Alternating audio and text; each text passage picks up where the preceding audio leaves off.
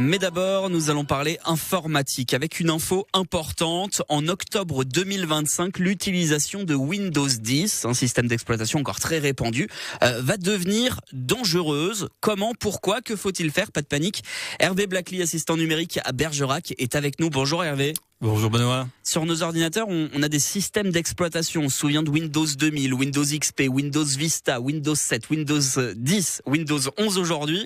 Beaucoup d'utilisateurs sont encore sur Windows 10 et pourtant ça va devenir dangereux à partir du mois d'octobre. Pourquoi ? Le support de Windows 10 prendra fin le 14 octobre 2025. Ce qui signifie plus de correctifs de sécurité et plus de mise à jour logicielle. Ce qui veut dire en fait qu'il va être extrêmement risqué et dangereux d'utiliser un PC après cette date. Microsoft adresse des mises à jour de sécurité et de stabilité à l'aide d'un versionning. D'accord. Donc sous Windows 10, la version actuelle, c'est la 22H2. D'accord ? Sera la version ultime de Windows 10 alors que nous en sommes à la version 24H2 sous Windows 11. D'accord. Sans mise à jour de sécurité, l'OS, c'est le système d'exploitation, d'accord, deviendra une cible idéale pour les cybercriminels. Ok, donc on risque de se faire pirater en fait. Donc on risque énormément de se faire. Et toute faille découverte en fait restera béante. D'accord. Exposant tous les ordinateurs concernés à des attaques potentielles. Et alors, comment on sait déjà quel système d'exploitation on utilise sur notre ordinateur ? Alors, comment on sait ? Il y a plusieurs possibilités. Il y a déjà dans les paramètres de Windows 10. D'accord, on peut choisir le menu système, puis information système, les spécifications de Windows vont s'afficher. Il y a une deuxième solution en cliquant sur le logo Windows, en saisissant système. D'accord, tout simplement, toutes les données s'affichent, la version de Windows, la mémoire, le processeur, etc. Et tout simplement en appuyant sur les doges Windows R, par exemple, en tapant dans la commande WinVer, WINVER, dans l'exécutable et en appuyant sur OK. D'accord, donc on peut facilement retrouver quel système d'exploitation il utilise. Oui. Concrètement, l'idée, ça va donc être de passer vers Windows 11. Est-ce qu'il y a beaucoup de différences entre ces deux versions, Windows 10 et Windows 11 ?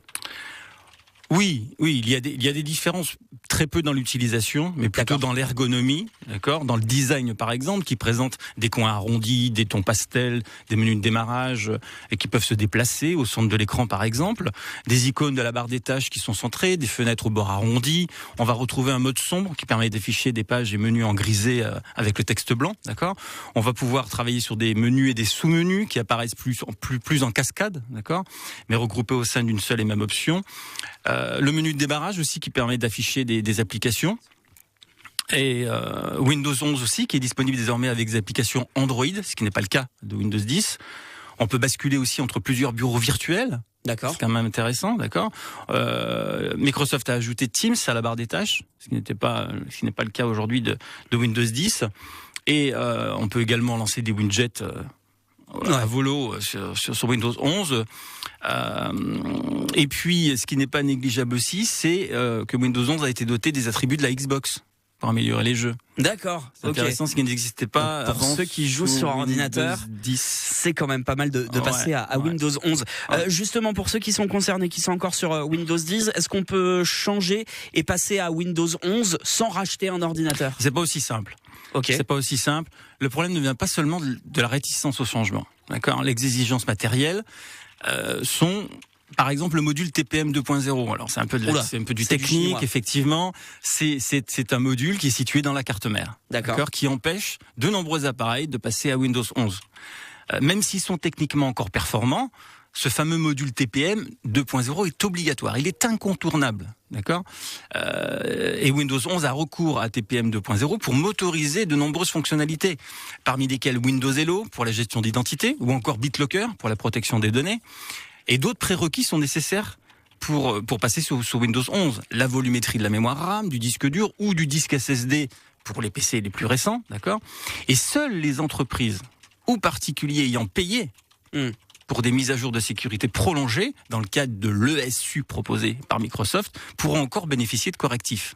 Et on est pris par le temps, donc je vais vous arrêter, Hervé Blackley, mais on peut se rapprocher de vos services. On retrouve facilement vos coordonnées sur le site internet monassistantnumérique.com. Oui, il y aura plein de choses à dire à ce sujet-là, effectivement. C'est un sujet très très sensible. Je termine juste en disant ça, que c'est très très sensible. Il faut vraiment s'y attaquer maintenant. N'hésitez pas, monassistantnumérique.com pour se rapprocher d'Hervé Blackley, assistant numérique dans le Bergeracois. On retrouve vos coordonnées sur le site internet. Merci d'être passé nous voir. Merci beaucoup. À bientôt. Merci, à bientôt. Ici Matin revient dans un instant.